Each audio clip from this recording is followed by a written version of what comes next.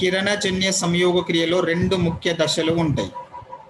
ఒకటి కాంతి దశ, రెండవది నిష్కాంతి దశ. కాంతి దశ థైలకాయిడ్ త్వచంలో జరుగుతుంది.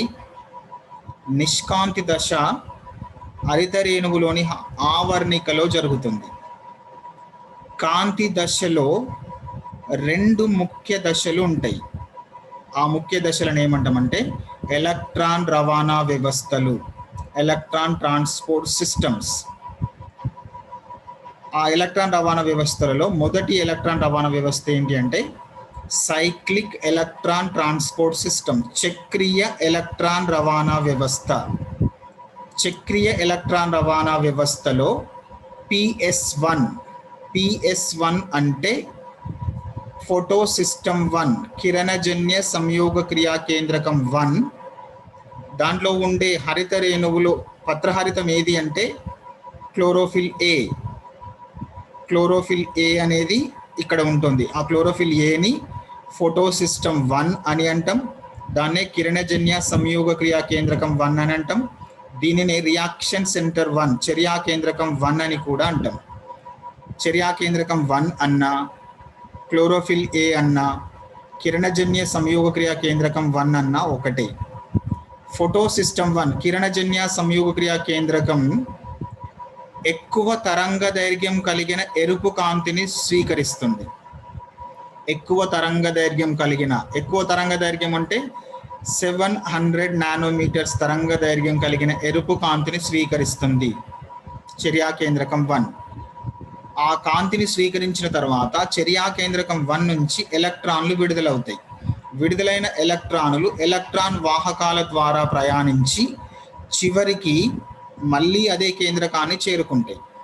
ఎలక్ట్రాన్లు ఎక్కడి నుంచి అయితే విడుదలవుతాయో కొన్ని వాహకాల ద్వారా ప్రయాణించి చివరికి ఆ ఎలక్ట్రాన్లు అదే కేంద్రకాన్ని చేరుకుంటే ఆ విధమైన ఎలక్ట్రాన్ రవాణా వ్యవస్థను చక్రీయ ఎలక్ట్రాన్ రవాణా వ్యవస్థ లేదా చక్రీయ ఫోటో పాస్ఫోరిలేషన్ అని అంటాం. ఫోటో సిస్టమ్ 1 చర్యా కేంద్రకం 1 దగ్గర కాంతి శోషణ కేంద్రకం LHC, లైట్ హార్వెస్టింగ్ కాంప్లెక్స్ అని నిర్మాణాలు ఉంటాయి. చర్యా కేంద్రకం 1 అనేది నేరుగా కాంతిని శోషించదు. కాంతిని శోషించడానికి దాని దగ్గరగా కారకాలు అనేటివి ఉంటాయి. ఆ కారకాలు ఏంటి అంటే కాంతిని శోషించే కారకం. కాంతిని శోషించే కారకం ఎక్కువ తరంగ దైర్ఘ్యం కలిగిన ఎరుపు కాంతిని శోషిస్తుంది. ఆ ఎరుపు కాంతిని శోషించి చర్యా కేంద్రకం 1కి బదిలీ చేస్తుంది. ఎప్పుడైతే చర్యా కేంద్రకం 1 ఫోటో సిస్టమ్ 1 అనేది ఆ ఎరుపు కాంతిని ఎక్కువ తరంగ దైర్ఘ్యం కలిగిన ఫోటాన్ శక్తి కలిగిన ఎరుపు కాంతిని స్వీకరిస్తుందో వెంటనే ఉత్తేజితం చెంది ఎలక్ట్రాన్ను విడుదల చేస్తుంది. ఈ ఎలక్ట్రానులు చర్యా కేంద్రకం 1 నుంచి విడుదలైన ఎలక్ట్రాన్ను మొట్టమొదటిసారిగా ఐరన్ సల్ఫర్ ప్రోటీన్ అను వాహకం స్వీకరిస్తుంది. ఈ ఐరన్ సల్ఫర్ ప్రోటీన్ నుంచి ఆ ఎలక్ట్రాన్ ఫెరిడాక్సాన్కి బదిలీ అవుతుంది. ఫెరిడాక్సిన్కి మరొక ఎలక్ట్రాన్ చేరిన తర్వాత ఆ రెండు ఎలక్ట్రానులు కలిసి ప్లాస్టోక్వినోన్కి బదిలీ అవుతాయి. ప్లాస్టోక్వినోన్కి ఎప్పుడైతే ఆ రెండు ఎలక్ట్రాన్లు బదిలీ అవుతాయో అదే సమయంలో హరిత రేణువులోని ఆవర్ణికలో ఉండే ప్రోటానులని రెండు ప్రోటానులని స్వీకరించి ప్లాస్టోక్వినాల్గా మారిపోతుంది. PQH2గా మారిపోతుంది. ప్లాస్టోక్వినాల్గా మారిపోతుంది.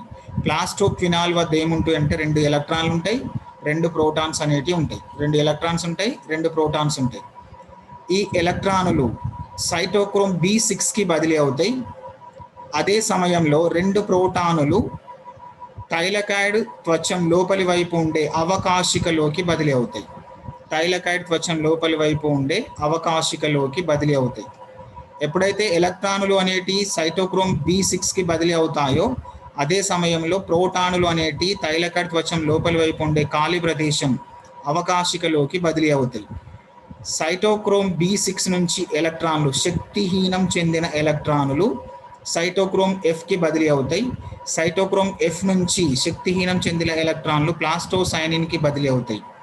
ప్లాస్టోసైనిన్ నుంచి ఆ శక్తిహీనమైన ఎలక్ట్రానులు చివరికి ఏ చర్యా కేంద్రం నుంచి అయితే విడుదలైనాయో అదే చర్యా కేంద్రకాన్ని చేరుతాయి.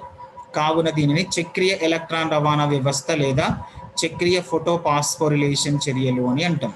ఇక్కడ జరిగిన క్రియ ఏంటి అంటే, ఈ ఎలక్ట్రాన్ రవాణా వ్యవస్థ జరిగేటప్పుడు ఎలక్ట్రాన్ వాహకాల ద్వారా ఎలక్ట్రాన్లు ప్రయాణించే సమయంలో ఆవర్ణికలోని ప్రోటానులు థైలకాయిడ్ త్వచం లోపలి వైపు ఉండే ఖాళీ ప్రదేశంలోకి బదిలీ చేయడం జరుగుతుంది.